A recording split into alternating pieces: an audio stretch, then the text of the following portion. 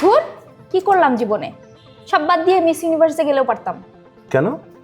তুই জানিস একজন মিস ইউনিভার্স কত সুবিধা পায়? যেমন?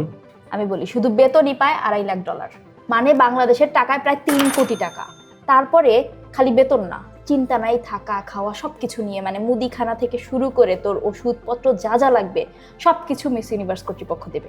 এমনকি নিউ ইয়র্কের মতো বিলাসবহুল জায়গায় একটা অ্যাপার্টমেন্ট পাওয়া যাবে থাকার জন্য।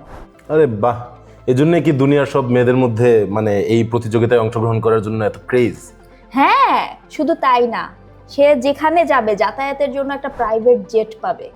মানে সে যে কোনো দেশে যাবে, যে কোনো দুনিয়া জুড়ে যত জায়গায় সে যাবে তার জন্য একটা প্রাইভেট জেট থাকবে। কিন্তু শুধু ঘুরলেই তো হবে না, প্রতিবার ভ্রমণের উদ্দেশ্য হচ্ছে সচেতনতা বৃদ্ধি আর হচ্ছে কিছু দাতব্য প্রতিষ্ঠানের সাথে কাজ করা, আর সেই সাথে যেই হোটেলে থাকবে সেখানে থাকা খাওয়া সবকিছু তো ডকুমেন্টেড রাখতে হবে, আর এই জন্য ফটোগ্রাফারদেরকে প্রবেশাধিকারও দিতে হবে। কিন্তু ঘটনা হচ্ছে যে যারা স্পন্সর করবে তারা তো ডকুমেন্টারি রাখবেই, কিন্তু তারপরেও তো লাভ আছে। একজন miss universe exclusive fashion show বা এক্সক্লুসিভ পার্টিতে অংশ নিতে পারবে, যে কোনো ধরনের সিনেমা প্রদর্শনী থেকে শুরু করে সব কিছুতে অবাধে প্রবেশ করতে পারবে।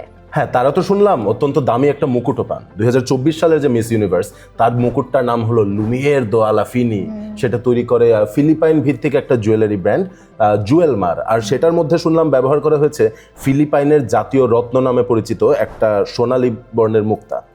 সাথে মুক্তা না, মুক্তার সাথে সাথে হ্যাঁ, হীরাও শুনলাম ছিল। অনেকগুলো মানে প্রাকৃতিক হীরাখণ্ড ছিল। $5 লাখ বা 61 কোটি টাকা বলে এটার দাম। হ্যাঁ। কিন্তু এই মুকুট তো আর সারা জীবন রাখা যাবে না। তাতে কি, সারা জীবন রাখার জন্য একটা রেপ্লিকা মুকুটও পাওয়া যাবে, আর সেটার দামও কিন্তু কম না, সেটাও প্রায় $15,000-20,000 মতো, যা বাংলা টাকায় ধর 18 থেকে 24 লাখ টাকা।